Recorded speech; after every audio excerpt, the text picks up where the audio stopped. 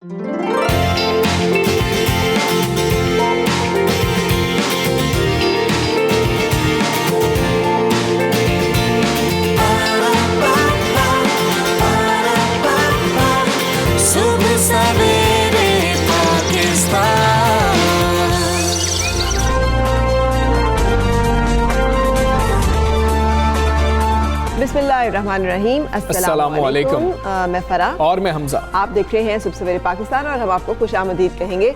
धुंध वाले दिन जब लाहौर में ठोकर न्याज बेग से आगे जो है ना, इस तरफ धुंध ज्यादा है। इस तरफ मतलब कि रायविंड की तरफ धुंध बहुत ज़्यादा है। और जिस वक्त मैं निकला, मैं थोड़ा सा पहले निकला, हम फरा और मैं बात कर रहे थे, तो मैं आधा पौना घंटा पहले निकला था फरा से। जब मैं निकला तो फरा को मैं बता रहा था कि बिल्कुल ज़ीरो विजिबिलिटी थी कुछ मकामात पर, कुछ पर बिल्कुल 5-7 मीटर थी। हाँ, मैं जब आ रही थी तब भी ज़ीरो विजिबिलिटी तो कहीं नहीं मुझे मिली, लेकिन ये कि विजिबिलिटी बहुत महदूद थी और बहुत कम थी।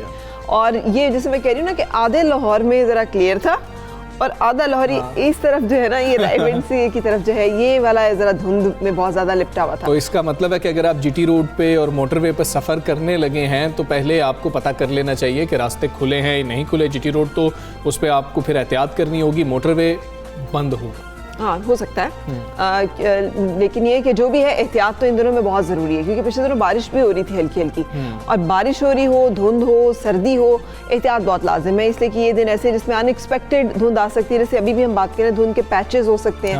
ज़रूरी नहीं है कि अगर आप एक जगह पे आप क्लियर हैं तो आगे भी क्लियर हो, आपको लगे कि हर जगह ही ऐसा साफ सुथरा है। तो ये थोड़ा सा तैयार रहकर इस चीज़ के लिए कि अनएक्सपेक्टेड सूरत हाल हो भी सकती है और उसको डील कैसे करना। और अब कोरोना के साथ साथ हम ये बात भी अक्सर आपसे करते रहेंगे, क्योंकि ये मसला जो है सर्दियों के अंदर खासा रहता है और इसकी वजह से काफ़ी एक्सीडेंट होते हैं, कई जानें चली जाती हैं। इसलिए हम आपको बताते रहेंगे कि एहतियात करें। लेकिन धुंध का और दिसंबर के मौसम का एक रोमांटिसिज्म भी तो बहुत कमाल है ना। अच्छा, मैंने दिसंबर की शायरी इस दफ़ा ना कम पढ़ी है सोशल मीडिया पे, जो पिछले सालों में होती थी। कोरोना खत्म हो तो फिर कोई शायरी की तरफ बात जाए ना। मतलब सब लोग तो जो है परेशानी में मुब्तला, लेकिन इसके बावजूद जो दिसंबर है उसका एक अपना इन्हीं चीज़ों की वजह से, ठंड की वजह से, मौसम की वजह से, इसकी एक जो एक सोगवार सी कैफियत होती है। हाँ, उदासी सी होती है। वाकई लोगों ने मेरा ख्याल शायरी की वजह से बना दिया। मतलब मुझे कभी भी दिसंबर वैसे इतना उदास नहीं लगा जितना सोशल मीडिया पर मुझे लगता है। अच्छा, इसका मतलब है कि इसका मतलब है कि कि आपको अभी तक उस तरह की कैफियत से पाला नहीं पड़ा। इसके लिए ज़रूरी है, हाँ अल्लाह बचाए, इसके लिए ज़रूरी है कि यू गो थ्रू दैट, और फिर आपको पता चलता है ना कि मौसम, फूल खिले हैं नहीं खिले हैं, फूलों का रंग क्या है और मौसम क्या है, और मौसम दिसंबर आया है या दिसंबर गया है। एनीवे, अपना बहुत ख्याल रखिए, सर्दी से भी बचिए, धुंध से भी बचिए और कोरोना से भी एहतियात कीजिए। और दिसंबर में कोशिश कीजिए आपका भी दिल ना टूटे, ताकि आपको सोशल मीडिया पे दिसंबर के हवाले से अशार ना लगाने पड़े। अभी हम टॉप स्टोरीज पर नजर डालते हैं। बुज़दिल दुश्मन खत्ते का अमन तबाह करने के लिए नई साजिशें का जाल बुनने लगा। भारत की एक और फॉल्स फ्लैग ऑपरेशन की तैयारियां, पाकिस्तान की मुसल्लह अफवाज को हाई अलर्ट कर दिया गया। लद्दाख और दोकलाम में हजीमत उठाने के बाद भारत पर अंदरूनी और बैरूनी दबाव बढ़ गया। कोरोना दूसरी लहर में बेकाबू, पब्लिक ट्रांसपोर्ट में एसओपीज की धज्जियां उड़ाई जाने लगीं। कोई मास्क पहनने को तैयार, न समाजी फासलों की परवाह। हुकूमत इस तरफ कब तवज्जो देगी?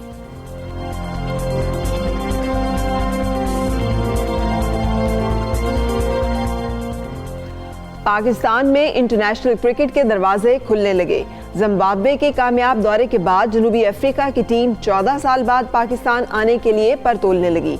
जनवरी में खेले जाने वाली सीरीज में 2 टेस्ट और 3 T20 मैचेस खेले जाएंगे।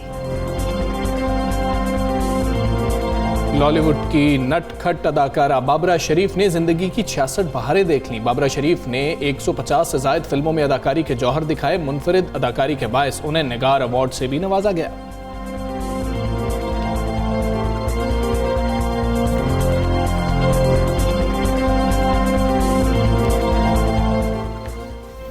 तो जी जनाब, टॉप स्टोरीज आपने जानी और सबसे पहले हम बात करेंगे बुज़दिल दुश्मन भारत की, जो पाकिस्तान और चीन से मार खाने के बाद भी बाज नहीं आ रहा। एक मरतबा फिर खित्ते का अमन जो है वो तबाह करने की साजिशें की जा रही हैं और इसके लिए फॉल्स फ्लैग ऑपरेशन की बात जो है वो सुनने में आ रही है, जिसके बायस पाकिस्तान की मुसल्लह अफवाज हाई अलर्ट कर दी गई हैं। और ज़रा ये भी बता रहे हैं कि लद्दाख और डोकलाम में हजीमत उठाने के बाद भारत पर अंदरूनी और बैरूनी दबाव मजीद बढ़ गया है। साथ ही सिखों के भारत भर में एहतजाज के बाद मोदी हुकूमत शदीद दबाव में आ गई है। बॉलीवुड एक्टर्स की मदद ली जा रही है ट्विटर ट्रेंड बनाने के लिए हुकूमत की जानिब से। और भारत जो है वो खालिस्तान तहरीक को रोकने के लिए शरंगेजी की तैयारियां शुरू कर चुकी है ताकि मकबूजा कश्मीर में ढाए जाने वाले भारतीय मुजालिम, आलमी मीडिया और इदारों की तनकीद से बचा जा सके। मुसद्दका ज़राए के मुताबिक अंदरूनी मसाइल से तवज्जो हटाने के लिए भारत पुलवामा तर्ज के ड्रामे की तैयारी कर रहा है और जिसके लिए हिंदुस्तान बॉर्डर एक्शन या सर्जिकल स्ट्राइक का सहारा ले सकता है, यानी कि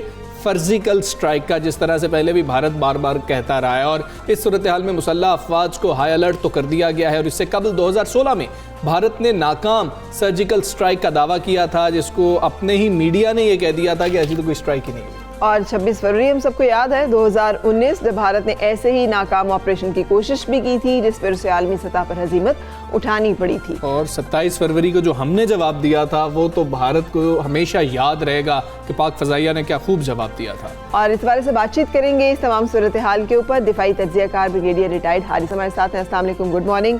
ब्रिगेडियर साहब, ये फरमाइएगा, वो जो कह रहे हैं कि भारत के अंदरूनी मसाइल इतने बढ़ गए हैं, जो इंडिया शटडाउन का जो एक पूरा चल रहा है, हैशटैग भी चल रहा है और एहतजाज सिखों का बहुत ज़्यादा चल रहा है, उससे तवज्जो हटाने के लिए इंडिया कोई ना कोई ऐसी हरकत या कोशिश करने की सोच रहा है इस वक्त। आपके ख्याल में ये इसमें कितनी सदाकत है इस थ्योरी में?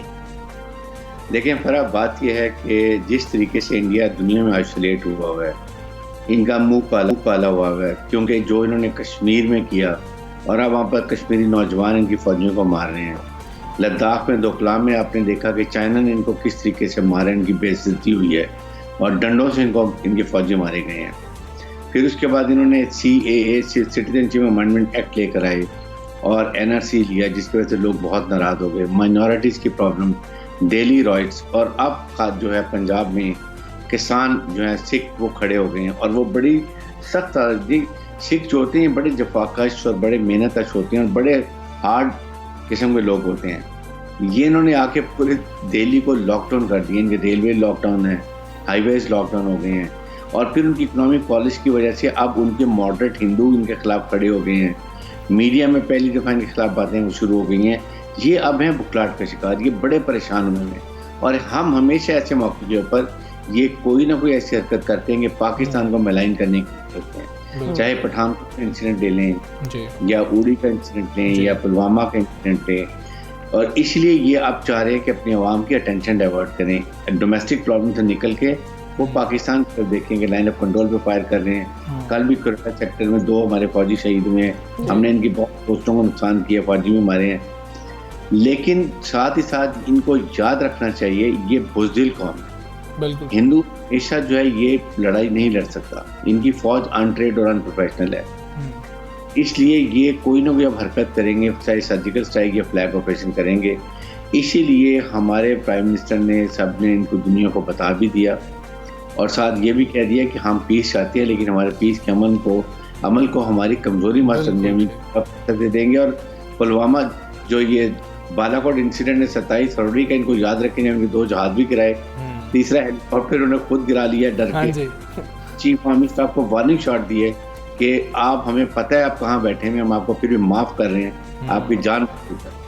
बिल्कुल ठीक है। ब्रिगेडियर साहब, ये फरमा दीजिएगा यहाँ पर कि जिस तरह से आपने उड़ी का जिक्र किया, उसके बाद एक सर्जिकल स्ट्राइक थी जिसको उनके मीडिया ने कहा सर्जिकल स्ट्राइक है, लेकिन आवाम ने उनके मोदी के इस बयानियों को बहुत ज़्यादा सराहा और वहाँ पर शादियाने बजना शुरू हो गए। क्या भारत इस वक्त पोजीशन में है कि कोई सर्जिकल स्ट्राइक कर सकता है? साथ ही क्या ये सर्जिकल स्ट्राइक होगी या सिर्फ मीडिया में खबर दे दी जाएगी जी कि हमने तो कमाल कर दिया, हमने तो तबाही मचा दी है? दूसरा, आपने अमन की बात की, आप हमेशा से यही बात करते रहे कि पाकिस्तान अमन की बात तो करता है, लेकिन अब वो वक्त आ गया है कि एक का जवाब 2 से पाकिस्तान को देना चाहिए।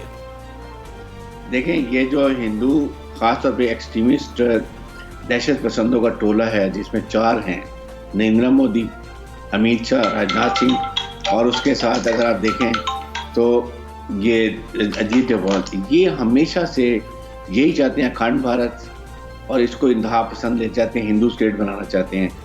अब अवाम इनसे मुतनफ़र हो गए हैं, अवाम इनकी बातों को नहीं सोच रहे हैं। अब वो इनसे बिल्कुल चाह रहे हैं कि इनकी हुकूमत चली जाए।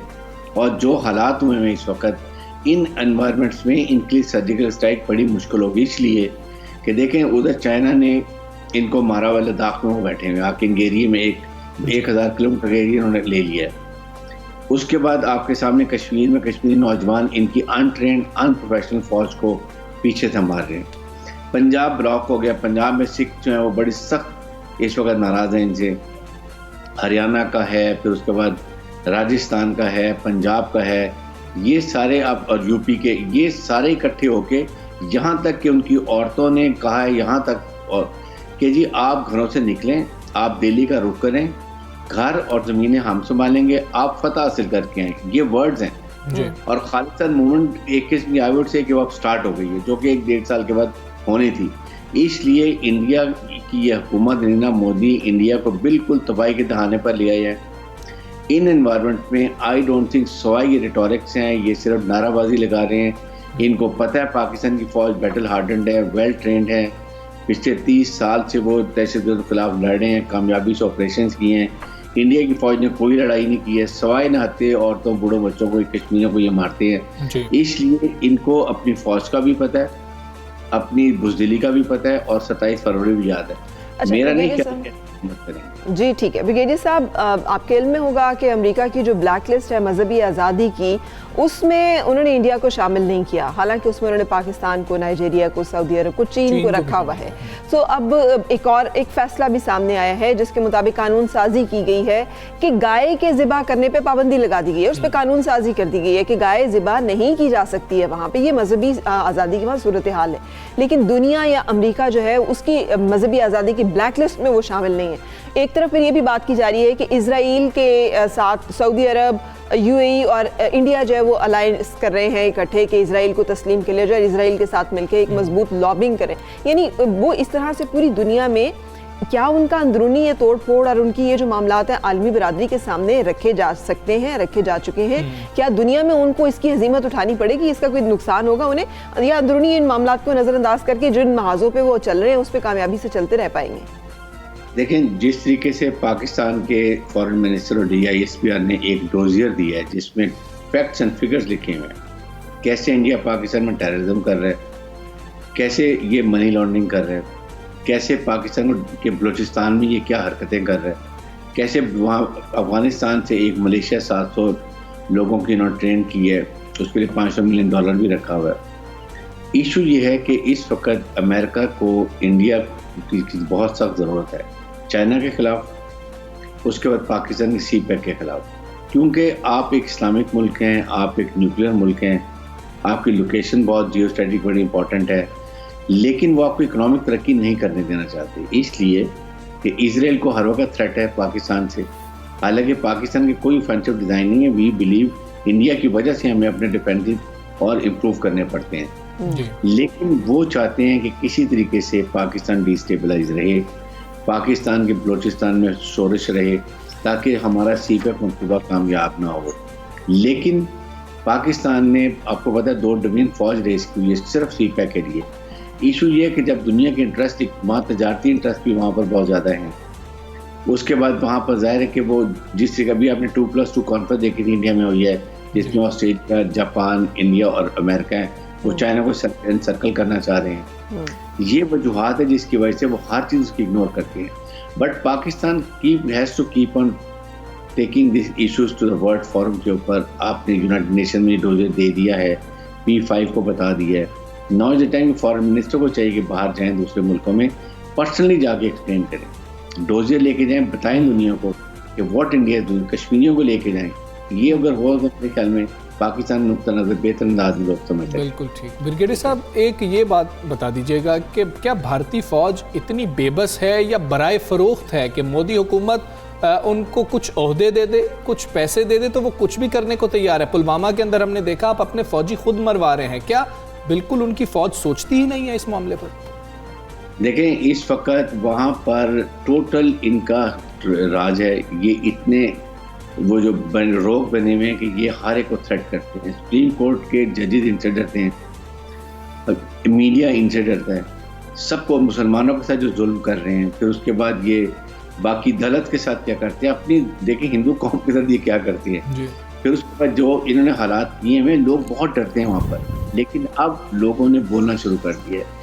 लेट मी टेल यू, ये खालिस्तान जो अब मूवमेंट स्टार्ट होने वाली है और ये जो किसान मूवमेंट स्टार्ट हुई है पंजाब में, ये अल्टीमेटली इंडिया को सोवियत यूनियन की तरह डिफरेंट रियासतों में तकसीम कर देगी। अगर एक सोवियत यूनियन इतनी बड़ी फौज के साथ, जो अभी भी उसकी फौज इंटैक्ट है, हाँ जी, वो सकता है 15 रियासतों में, तो इंडिया की तो फौज ही अनट्रेंड है, अनप्रोफेशनल है, इनका कमांड एंड कंट्रोल नहीं है, ट्रुप्स को अपने सीनियर ऑफिसर्स के ऊपर ट्रस्ट नहीं है। तो ऐसे हालात में अगर ये सब कश्मीरी खड़े हो जाते हैं, इधर से खालिस्तान लोग खड़े होते हैं, सिक्किम है, मिजो है, नागाज हैं, खड़े होते हैं, इंडिया नहीं संभाल सकेगा। ये नरेंद्र मोदी मेरे ख्याल में ब्लेसिंग डिस्गाइज है पाकिस्तान के लिए कि इंडिया को खुद ब खुद तोड़ के रखते हैं। जी ठीक है ब्रिगेडियर साहब, लेकिन इस वक्त पाकिस्तान में भी तो पॉलिटिकल अनरेस्ट है। पीडीएम जो है वो जा बजा एहतजाज भी कर रही है, बहुत बड़े बड़े जलसे भी किए जा रहे हैं। ये पॉलिटिकल अनरेस्ट पाकिस्तान के लिए भी तो एक मुश्किल सूरत हाल है। अगर वहाँ पे खालिस्तान या आप कह लें कि सिख जो हैं वो उस बिल को लेके जो कि उनके एग्रीकल्चर से रिलेटेड है एहतजाज कर रहे हैं, आप इस दोनों, तो पाकिस्तान इस काबिल है या पाकिस्तान इस पोजीशन में है, और इस पॉलिटिकल अनरेस्ट को आप कैसे देखते हैं इस सारी सूरत हाल के तनाज़ुर में कि सर्जिकल स्ट्राइक का ख़तरा है या खदशा है, या बॉर्डर पे इस वक्त जो है टेंशन बढ़ रही है? देखें, ये एक बहुत ही अनफॉर्चुनेट बात है इन एनवायरनमेंट्स में, जब पाकिस्तान को पहले इकोनॉमिक प्रॉब्लम थी, फिर कोविड ने फर्स्ट लेयर थी और अब सेकंड लेयर में है, विदाउट रियलाइजिंग कि इससे पाकिस्तान को कितना नुकसान हो रहा है। आपके ऊपर इंडिया ने 5th जनरेशन अटैक किया हुआ है, हाइब्रिड वॉर में हम फंसे हुए हैं। दे वांट कि पाकिस्तान की फ़ौज और आवाम को दूर करें, फ़ौज को कमज़ोर करें और फिर पाकिस्तान के खुदा न खासा छोटे हिस्से किए जाएँ। और ये opposition inadvertently I would say कि ये बिल्कुल उसी लाइन पे चल रहे हैं, सिर्फ अपने ज़ाती मफादात, बिजनेस मफादात, पार्टी मफादात के लिए, अपनी करप्शन को बचाने के लिए। अगर आप ऐसे काम करेंगे तो क्या हमने इस मुल्क में नहीं रहना? पाकिस्तान है तो हम हैं। आप पाकिस्तान के आइन की बात करते हैं, पाकिस्तान के कानून की बात करते हैं, ये सब चीज़ें तो उस वक्त है ना जब हम पाकिस्तान, खुदा अल्लाह करे कि हम खैरियत से रहें, हम इकनॉमिक तरक्की कर लें। ये सारी चीज़ें इस वक्त देखें, आपके ऊपर बहुत कुव्वतें जो हैं वो पाकिस्तान की हुकूमत को डिस्टेबलाइज करना चाहते हैं। For the first time honestly as citizen of Pakistan ने फील कि पाकिस्तान के प्राइम मिनिस्टर की दुनिया इस वक्त इज्जत करती है, इसलिए करती है कि उन्होंने रियलाइज़ किया कि रीजन लीडर। लेकिन आपको पता है कि इंडिया है, इजराइल है और 2-3 मुल्क, I don't want to name, even Islamic मुल्क हैं जो नहीं चाहते कि गवादर पोर्ट बने, सीपैक बने, क्योंकि वहाँ से तरक्की होगी। इशू इसकी वजह से चाहते हैं। बिल्कुल ठीक है ब्रिगेडियर साहब, बहुत शुक्रिया आपका। सुबह सवेरे पाकिस्तान से आप बात कर रहे और जो दिफाई मामलात हैं उनके हवाले से बात करते। फरा, एक और इसमें एक चीज़ थी कि बरतानिया की पार्लियामेंट में बहुत एक लतीफ़ा हुआ, आप रोज़नामा 92 न्यूज़ में पढ़ सकते हैं इस खबर को, कि तनमनजीत सिंह है वहाँ पर, और उन्होंने क्या किया कि उन्होंने बताया बोरिस जॉनसन को, जो कि वज़ीर आज़म है, उन्होंने कहा कि जी देखिए वो किसान एहतजाज कर रहे हैं और भारतीय हुकूमत उन पे जो है तशद्दुद कर रही है, तो उसको रोकें। और बोरिस जॉनसन ने जो जवाब दिया वो बहुत बेहतरीन था। उन्होंने कहा कि ये पाकिस्तान और भारत का अंदरूनी मामला है, मैं उम्मीद करता हूँ कि वो आपस में मसला हल कर लें, इसलिए कि उनके नज़दीक ना हर मसला जो है वो पाकिस्तान भारत का आपस का मामला है। लेकिन एनीवे ये जो मसाइल होते हैं जिसमें अनरेस्ट किसी भी मुल्क के अंदर पैदा हो जाता है, वो सियासी हो, वो मजहबी हो, वो गिरोही हो, वो लिसानी हो, वो सूबाई हो, इसका हमेशा फ़ायदा दुश्मन उठाता है। ये हमने अभी आपके साथ एक स्टोरी शेयर किया। बात करते हैं अपोजिशन इत्तेहाद की, जहाँ पे के पीडीएम ने जनवरी के आखिरी हफ्ते इस्लामाबाद की तरफ लॉन्ग मार्च करने का ऐलान किया है। स्टीयरिंग कमेटी के इजलास के बाद मियां इफ्तिखार हुसैन ने मीडिया से गुफ्तगू में कहा कि 1.5 महीने में तमाम सूबों से राब्ते रखेंगे, लॉन्ग मार्च की तरफ पूरी तैयारी से जाएंगे। बिल्कुल ऐसे ही है। और दूसरी जानिब इस्तीफ़ों के मामले पर अपोजिशन शशोपंच का शिकार है। इस हवाले से पीपल्स पार्टी के तहफ़्फ़ुज़ात तो बरकरार हैं, जो इस्तीफ़े बतौर आखिरी ऑप्शन रखने पर ही इसरार कर रही है। और पीडीएम क़यादत के इजलास की अंदरूनी कहानी का 92 न्यूज़ ने पता चला दिया। अब ज़राए के मुताबिक पीपल्स पार्टी ने मौक़िफ़ अपनाया कि पहले शहबाज शरीफ इस्तीफ़ा दें, अगर इस्तीफ़ों के बावजूद हुकूमत ना गिरी तो सियासी मुस्तकबिल क्या होगा। ऐसे में मौलाना फजल रहमान का कहना है कि लॉन्ग मार्च के अलावा इस्तीफ़ों और शटर डाउन के फैसले भी जल्द कर लेंगे। और इसी तरह बिलावल ने भी कहा कि हुकूमत को घर भेजने के लिए हर हथियार इस्तेमाल करने पर तैयार है। मरीम नवाज ने यह कहा कि ग्राउंड में पानी लगाए जाने के बावजूद 13 दिसंबर को जलसा तो होकर ही रहेगा। और आपको इल्मी होगा कि वज़ीर-ए-आज़म की तरफ से ऑपोजिशन को नेशनल डायलॉग की पेशकश की गई है। ये वो पेशकश है जो मैंने भी एक दो दफ़ा और बहुत सारे लोग इस पे कह रहे हैं कि नेशनल रिकन्सिलिएशन की ज़रूरत है, इस वक्त बैठकर गुफ्तगू करने की ज़रूरत है। वज़ीर-ए-आज़म ने एक दफ़ा फिर उसकी ऑफ़र की है। उन्होंने कहा कि जमहूरियत तब चलेगी जब मुकालमा होगा। वज़ीर-ए-आज़म ने सियालकोट में मीडिया से गैर रस्मी गुफ्तगू में कहा कि नेशनल डायलॉग से कभी पीछे नहीं हटे, NRO के सिवा हर मामले पे बात करने को तैयार है। तो ये एक मामला चल रहा है और इस्तीफ़ों की जो बात है, इस्तीफ़े तो उसी वक्त होंगे जब स्पीकर साहब के पास वो इस्तीफ़े पहुंचेंगे। पार्टी क़यादत के पास इस्तीफ़े पहुंचने से इस्तीफ़े नहीं होते। माजी में भी देखा था कि इस्तीफ़े पार्टी क़यादत के पास थे, लेकिन आप अपने नाम में सयाद आ गया। ये जो सूरत हाल है ना इस वक्त कि अब क्या होगा, यही वो मसला है जिसके ऊपर हमेशा से हर कोई बात कर रहा था कि यहाँ तक तो आ ही जाएंगे, जलसे जुलूस तो हो ही जाएंगे, क्योंकि यहाँ तक सबका इत्तफाक राय था। अब उसके बाद ये इत्तेहाद और इत्तफाक बरकरार रहता है, और इस इत्तेहाद और इत्तफाक में कोई बरकत भी होती है कि नहीं होती, ये इम्पॉर्टेंट क्वेश्चन है जो कि हमें देखना होगा, और इसका जवाब ही फैसला करेगा कि PDM का मुस्तकबिल क्या होगा। बिल्कुल ऐसे ही। अभी हम बात करेंगे एक ऐसे मसले की जो हम सबको दरपेश है, कैसी आलमी वबा कोरोना वायरस की दूसरी लहर में केसेस और अमवात की तादाद तेज़ी से बढ़ रही है, और हुकूमत वबा का फैलाव रोकने के लिए इकदाम तो कर रही है, मगर हैरान कुन तौर पर पब्लिक ट्रांसपोर्ट को खुली छुट्टी दी हुई है, बिल्कुल खुली छुट्टी। अच्छा, जब ये इस तरह के डबल हम देखते हैं ना, या मैं देखती हूँ, तो मुझे तो नहीं लगता कि कोई सीरियसनेस है।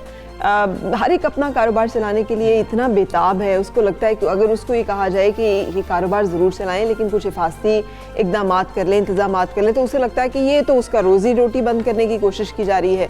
पहले हमने ताजरों के मामले में ये देखा कि जब वहाँ पर बात की गई रेगुलेट करने की, तो उन्होंने एहतजाज करना शुरू कर दिया। अब ट्रांसपोर्ट सेक्टर जो है, इसको तो अभी तक बात ही ऐसा लगता है नहीं की गई। ऐसा लगता है वो किसी और दुनिया में रह रहे हैं। उस दुनिया में ना कोरोना है, ना किसी की सेहत को खतरा है, ना कोई SOPs को फॉलो करने की जरूरत है। ये तो किसी और दुनिया की बातें हैं जहाँ पर लोग मर रहे हैं। पहली लहर के दौरान देखा, सबसे पहले पब्लिक ट्रांसपोर्ट को ही बंद किया गया था, लेकिन अभी तक इस पे फैसला नहीं आया। स्कूल तो कब के बंद हो चुके हैं। इस वक्त सूरत हाल यह है कि मुल्क भर में मुसाफिरों से खचाखच भरी गाड़ियां चल रही हैं, चिंचे रिक्शे चल रहे हैं, और कोरोना SOPs की धज्जियां उड़ाई जा रही हैं, लेकिन कोई पूछ नहीं रहा। हाँ, तो ये एक अफसोसनाक सूरत हाल जो है, ये हमारे साथ इस हवाले से बातचीत करेंगे। अपने मुख्तलिफ शहरों में हमारे नुमाइंदे मौजूद हैं, हम आपको उनसे मिलवाएंगे और हर शहर में क्या सूरत हाल है। शिराज अहमद कराची से हमारे साथ हैं, मोहम्मद आसिफ मुल्तान से हमें ज्वाइन करेंगे, फजल तवाब ने हमें ज्वाइन किया है कोयटा से, और जिशान काका केल हमें पेशावर की सूरत हाल बताएंगे। शिराज अहमद, अस्सलाम वालेकुम, गुड मॉर्निंग। कराची में क्या सूरत हाल है भाई? क्या वहाँ पर भी इसी ही बेहतियाती का मुजाहरा किया जा रहा है ट्रांसपोर्ट को लेकर, या फिर और जगहों पर अवाम के अंदर कोई एहसास जिम्मेदारी है या बिल्कुल मफकूद है? बहुत शुक्रिया फरा और हमजा। जैसा कि कराची में कोरोना की केसेस की तादाद तेज़ी से बढ़ती जा रही है, और इस वजह से काफ़ी ज़्यादा परेशानी का जो सामना है वो शहरियों को करना पड़ रहा है। साथ ही साथ हुकूमत की जानिब से खूब ऐलानात किए गए थे कि SOPs पर सख्ती से अमल दरामद किया जाए और इस पर अमल दरामद कराया भी जाएगा, लेकिन अमलन इकदाम होते हुए दिखाई नहीं दे रहे। शहर की मार्केटें हों, मॉल्स हों या पब्लिक ट्रांसपोर्ट का निज़ाम, तमाम तर जगहों पर SOPs पर मुकम्मल खिलाफ वर्जी की जा रही है। ट्रांसपोर्टर्स की जानिब से यकीन दहानी कराई गई थी हुकूमत को कि बग़ैर मास्क वाले मुसाफिरों को सफ़र करने की इजाज़त नहीं दी जाएगी, सैनिटाइज़र का इस्तेमाल किया जाएगा, लेकिन सूरत हाल इसके बिल्कुल बरक्स नज़र आ रही है। इस वक्त भी देख सकते हैं कि शहरियों की बड़ी तादाद जिन्होंने मास्क नहीं लगाया हुआ, सोशल डिस्टेंसिंग का किसी तौर ख्याल नहीं रखा जा रहा, चाहे ड्राइवर्स हों या कंडक्टर्स, वो भी ख़ुद भी जो है SOPs पर अमल दरामद नहीं कर रहे हैं। कुछ लोग मास्क लगा रहे हैं, अपनी सेफ्टी के लिए जो है कुछ इकदाम करते हुए दिखाई दे रहे हैं, लेकिन बेशतर शहरियों की जानिब से गैर जिम्मेदाराना मुजाहरा किया जा रहा है, जिसकी वजह से शहर कायस समेत सिंध भर में कोरोना केसेस की तादाद तेज़ी से बढ़ रही है और अमवात भी बढ़ती जा रही है। बहुत शुक्रिया शहराज, आपने हमें आगाह किया। कंडक्टर्स और जो ड्राइवर्स हैं वो खुद ही SOPs पर अमल नहीं कर रहे, तो अपनी जिम्मेदारी कि उन्होंने मुसाफिरों से अदा करवानी थी वो कैसे करेंगे। आसिफ मुल्तान में मौजूद है। मुल्तान में क्या सूरत हाल है पब्लिक ट्रांसपोर्ट की? आसिफ जी बिल्कुल, मुल्क भर की तरह मुल्तान में भी जो कोरोना की दूसरी लहर है वो शिद्दत अख्तियार करती जा रही है। लारी अड्डों की बात की जाए तो मुल्तान के इस वक्त मैं जनरल स्टैंड पर मौजूद हूँ, और जहाँ पर भी जो मुसाफिर है वो कोरोना SOPs पर अमल दरामद करते हुए नज़र नहीं आ रहे। कोरोना SOPs की हवाले से बात की जाए तो ना ही यहाँ पर कोई मास्क लगा कर फिरता हुआ नज़र आ रहा है, ना ही मुसाफिरों की जानिब से जो समाजी फासला है उसका ख्याल रखा जा रहा है। जबकि दूसरी जानिब जो वैगन के मालकान हैं, जो लारी अड्डों के मालकान हैं, इसके अलावा बसों के मालकान की जानिब से भी कोरोना SOPs पर अमल दरामद नहीं करवाया जा रहा है। जो जो मुसाफिर है वो बगैर मास्क के सफ़र करते हुए दिख रहे हैं। यहाँ पर समाजी फासला है उसको भी नहीं रखा जा रहा, जिसके बायस जो कोरोना वायरस है, जो कोरोना की जो लहर है वो बढ़ने का भी खदशा जाहिर किया जा रहा है। दूसरी जानब अगर निश्तर हॉस्पिटल में बात की जाए तो इस वक्त निश्तर हॉस्पिटल में 304 जो मरीज़ है वो जो कोरोना से जाँ बाक हो चुके हैं, जबकि इस वक्त तक 86 मरीज़ जो निश्तर हॉस्पिटल में ज़ेरे इलाज है। जी बिल्कुल, इंतज़ामिया की तरफ से कोई इकदाम हमें नहीं सुनाई दिए ना कि कहीं इंतज़ामिया ने कोई कार्रवाई की हो, कोई गिरफ्तारी की हो, कुछ जगहों पे कोई बंद किया हो। ये सारी जो जोर है वो स्कूल्स के ऊपर है या रेस्टोरेंट्स के ऊपर है या होटल्स के ऊपर है कि उनको बंद कर दें, बाकी सब कुछ जो है वो चलता रहे। डीजे भट्ट के ऊपर भी है, डीजे भट्ट को भी उन्होंने पकड़ लिया है। कोयटा में फजल तवाब मौजूद है, उनसे जानते हैं। फजल बताइए, कोयटा में ट्रांसपोर्ट के हवाले से क्या सूरत हाल है, क्या SOPs का ख्याल रखा जा रहा है, नहीं रखा जा रहा? इस वक्त मैं एक मुसाफिर बस में मौजूद हूँ और जहाँ तक मुसाफिर बसों की बात है तो वहाँ पर भी हम देख रहे हैं कि यक्का दुक्का जो शहरी है वो उन्होंने मास्क ज़रूर पहना है, मगर जो SOPs है या हिफाजती दूरी जो कहा गया था कि मुसाफिर बसों में की जाएगी उस पर अमल दरामद नहीं किया जा रहा है। कुछ शहरी मौजूद हैं, उनसे बात भी करते हैं। सर, क्या कहेंगे कि बसें जो है वो कचाकच भर जाती हैं, हिफाजती दूरी जो है वो बसों में नज़र नहीं आती है, मुसाफिर बसों में ख़ास तौर पर, क्या कहेंगे? देखिए, तो फिर इंतज़ामिया का काम है कि भाई वो किस तरह से लोगों को जो है ना इस बारे में आगाही दे रहे हैं, और जहाँ तक मुमकिन हो रहा है लोग अपने हिफाजती इंतज़ामात किए हुए हैं, और जहाँ तक लोगों से मुमकिन हो रहा है वो एहतियात बरत रहे हैं। तो और लोग भी मौजूद है, जैसे इस बुज़ुर्ग शहरी को आप देख सकते हैं, अगर हमारे कैमरामैन आपको दिखा सके कि इस वक्त ये बुज़ुर्ग शहरी मौजूद है, बिल्कुल साथ ही जो है ना एक और शहरी भी मौजूद है। दोनों के दरमियान जो हिफाजती दूरी है वो भी नहीं है और ना ही जो है ना दोनों ने कोई मास्क पहना है। इसी तरह दीगर मुसाफिर बसों का भी यही सूरत हाल है। अभी मैंने देखा, अभी इससे पहले एक बच्चा इस बस में चढ़ गया और यही बात कर रहा था कि मेरे साथ 10 रुपये नहीं है। अभी मैं सुबह से शुरू हुआ अभी तक मेरे साथ 10 रुपये नहीं है। खासतौर पर शहरियों ने एक और गिला भी किया कि जो हुकूमत की जानिब से कहा जा रहा है कि मास्क फराम किए जा रहे हैं, कहीं पर भी मुसाफिर बसों में जो है मास्क फराम नहीं किए जा रहे हैं। किसी किस्म की कोई भी कोरोना SOPs पर अमल दरामद जो है नहीं किया जा रहा है, जिसकी वजह से कोरोना केसेस जो है वो मज़ीद बढ़ने का भी खदशा है। बिल्कुल ठीक है, फजल हमें आगाह कर रहे थे जो कोयटा की सूरत हाल है। पेशावर की ज़ीशान का ककेल से सूरत हाल जान लेते हैं। जी ज़ीशान, बताइए, पेशावर में कुछ अमल हो रहा है? BRT पर तो जुर्माने भी आयद किए जा रहे हैं, पब्लिक ट्रांसपोर्ट जो दीगर है उसकी क्या सूरत हाल है?